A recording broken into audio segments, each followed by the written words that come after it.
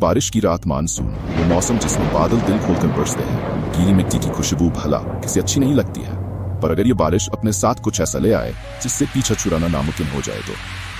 ये कहानी 32 साल के समीर की है। एक रात वह अपने ऑफिस से घर जा रहा था। उस दिन उसकी एनिवर्सरी थी, पर उसे ऑफिस से निकलने में देरी हो गई थी। घर पर उसकी पत्नी रेशमा उसका इंतजार कर रही थी और उसकी बाइक भी स्टार्ट नहीं हो रही थी। उसने सोचा कि बस आने का टाइम हो गया है, क्यों ना वह बस लेकर ही चला जाए। तो बस स्टैंड तक पहुंचते पहुंचते आसमान में गरज रहे बादल बरसने लगे और देखते ही देखते बहुत ही तेज बारिश होने लगी। समीर बस का इंतजार करने लगा। समीर के कपड़े पूरी तरह भीग रहे थे।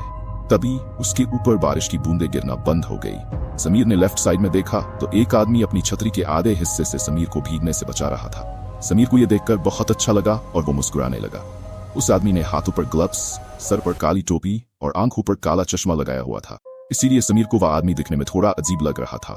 तभी वह आदमी समीर को देखकर कहने लगा, ये दुनिया कितनी अजीब है, कहीं बारिश है तो कहीं सूखा, कहीं जिंदगी है तो कहीं मौत। समीर के पास उसकी बातों का कोई जवाब नहीं था। उसने बस मुस्कुराकर अपना सर हिला दिया। उसी समय समीर का फोन बजने लगता।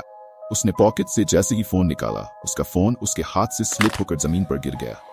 समीर जैसे ही जमीन से फोन उठाने के लिए झुका, उसे ऐसा लगा जैसे उसके साइड में खड़े आदमी के पैर नहीं है, वो हवा में झूल रहा था। समीर के चेहरे का रंग बदलने लगा और उसने चुपचाप अपना फोन उठाया और उस आदमी के बारे में सोचने लगा। समीर ने उस आदमी से दूर जाने का सोचा, लेकिन उसने देखा कि पूरा बस स्टैंड खाली था।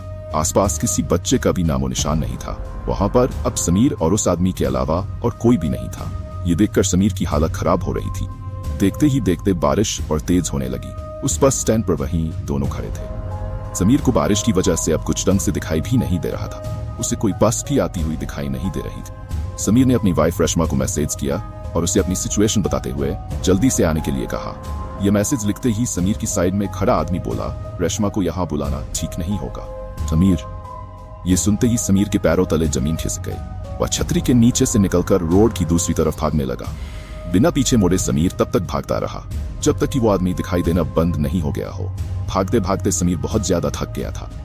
समीर जैसे ही रुका, उसने देखा कि साइड पर लगे एक बेंच पर वही आदमी छतरी लिए बैठा था, जिसे देखकर समीर की चीख निकल गई और वह तुरंत वैसे फिर से रोड की तरफ भागने लगा। रोड पर बारिश की वजह से अब धुंध छाने लगी थी। आसमान में कड़कती बिजली की आवाज समीर की चीखों को दबा रही थी। अब थोड़ी दूर आकर समीर फिर से रुक गया। उसने सामने देखा तो बहुत जोर से बिजली कड़की और उस बिजली की चमक में वही आदमी रोड के बीचों बीच खड़ा दिखाई दिया। इस बार उस आदमी के चारों ओर खून दिख रहा था। उस आदमी के ऊपर मानो खून की बारिश हो रही हो। समीर बहुत डर गया। डर के मारे वो चिल्लाने लगा। तभी समीर को पीछे से बस के हॉर्न की आवाज सुनाई दी। समीर ने पीछे मुड़कर देखा। पीछे से एक बस आ रही थी। अचानक ही बहुत सारे लोगों की भीड़ उस बस की तरफ आने लगी। समीर को अपनी जान बचाने का और कोई रास्ता नहीं दिख रहा था। वो दौड़कर उस बस के पास जा पहुंचा। उसी धक्का मुक्की में समीर वहीं गिर गया और उसके पूरे शरीर पर लोगों के पैर लग रहे थे और समीर कुछ भी नहीं कर पा रहा था। बस के ड्राइवर ने भीड़ को हटाने के लिए बस को थोड़ा आगे बढ़ा दिया और समीर का आधा शरीर उस बस के नीचे कुचल दिया।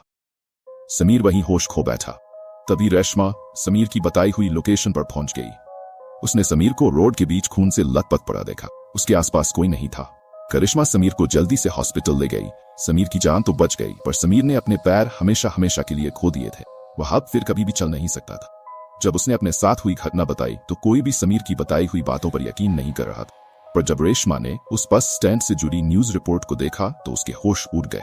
उसने देखा कि करीबन 10 साल पहले ऐसे ही केस में एक आदमी की मौत हुई थी और तब से लेकर आज तक हर साल मॉनसून के महीने में हर बार एक आदमी ऐसे ही हादसे का शिकार होता है। और पुलिस को बयान देते वक्त वह सभी एक अजीब से काली टोपी वाले आदमी के बारे में बात करते हैं। करिश्मा समझ गई थी कि समीर भी उस आदमी का शिकार हुआ है। कुछ ही सालों बाद डिप्रेशन के कारण समीर की मौत हो गई।